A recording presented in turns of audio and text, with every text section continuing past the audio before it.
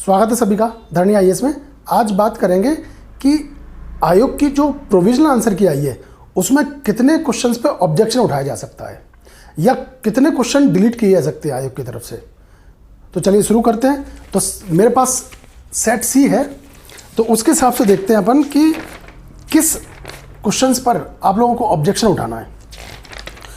तो सबसे पहले भारत छोड़ो आंदोलन किस तिथि को शुरू हुआ। अब देखिए, ये प्रश्न बिहार पीएससी में ऑलरेडी पूछा जा चुका है 2008 में, और उसका आंसर 9 अगस्त 1942 ही लगा है। अब इसका 9 इसलिए है क्योंकि इसमें 8 नहीं है और 7 लग नहीं सकता, क्योंकि 9 अगस्त को इस भारत छोड़ो आंदोलन की सुबह शुरुआत हुई थी और ऑपरेशन जीरो आवर के तहत सभी को गिरफ्तार कर लिया गया था।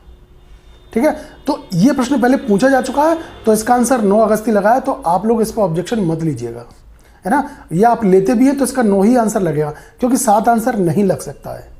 ठीक है, तो एक तो ये प्रश्न हो गया जिसको ये लोग बोल रहे हैं कि ये गलत हो सकता है, ऐसा कुछ नहीं होगा, है ना, क्योंकि ये पहले भी पूछा जा चुका है और उसका 9 ही आंसर लगाया गया है। ठीक है, इसके बाद बात करेंगे एक प्रश्न और की।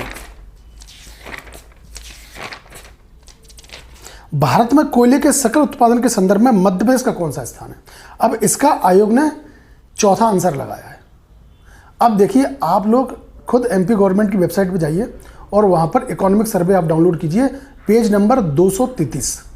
उसमें एमपी गवर्नमेंट ने स्पष्ट लिखा हुआ है कि कोयला में मध्य प्रदेश का तीसरा स्थान है ना।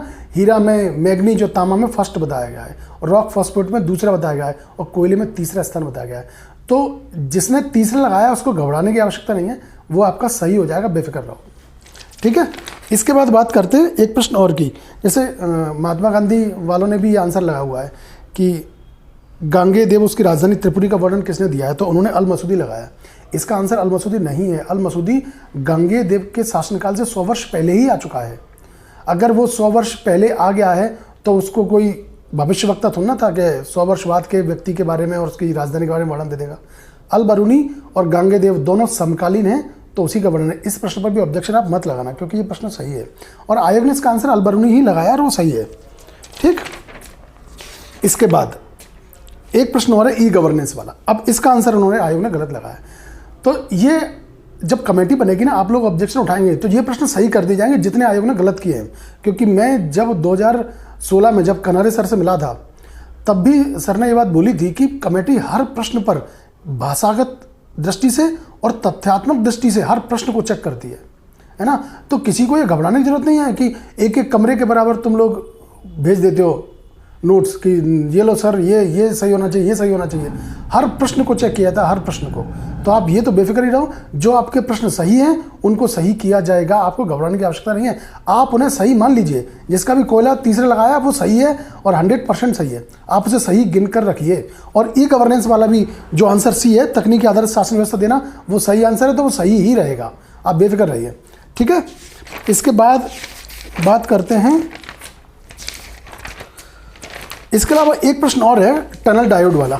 तो वो प्रश्न टनल डायोड ही सही है कि नहीं, क्योंकि जो कुछ बच्चे बोल रहे हैं कि शॉर्ट की डायोड हो सकता है इसका आंसर, तो मुझे लगता नहीं है कि उसका आंसर शॉर्ट की डायोड होगा, है ना। उसका आंसर टनल डायोड ही होगा, क्योंकि जितना भी अत्यंत उच्च गति के जो स्विचिंग इलेक्ट्रॉनिक परपथ में टनल डायोड का ही प्रयोग किया जाता है। ठीक है, इसके अलावा एक प्रश्न और है कृत्रिम बुद्धिमत्ता में के पक्षपात का स्रोत नहीं है। तो इसका भी आंसर लोग ही नहीं है, और 3 सबको पता ही है, तो इसका आंसर लोग ही लगेगा। ठीक है ना। और ये प्रश्न मैं नहीं बोल रहा हूँ, ये आपको आयोग खुद सही करके दे देगा, क्योंकि ये सही है। प्रश्न जो सही है वो आयोग सही करके देना ही है। और आप किसी भी ऑब्जेक्शन पे पूरे पेपर में मुझे नहीं लगता कि ऐसा एक भी प्रश्न है जो डिलीट होने वाला है, या आपको बोनस भी मिलेगा। मैं आपको सही बात बोलूँ, हर प्रश्न का आंसर एक ही सही है। बहुत सही तरीके से और तथ्यात्मक जानकारी के साथ पेपर बनाया गया है, उसमें कोई गलती ही नहीं है। ठीक है ना। तो आप समय जाया ना करें। जिसके नंबर 76-77 के आसपास हैं वो सब मेंस की तैयारी करें, है ना। उनका 100% सिलेक्शन होना है। आप लोग धुआंधार पढ़ाई करें और आपका सिलेक्शन होगा। ठीक है ना। तो आज के लिए बस इतना ही, मिलते हैं अगले वीडियो में। तब तक के लिए जय हिंद, जय भारत।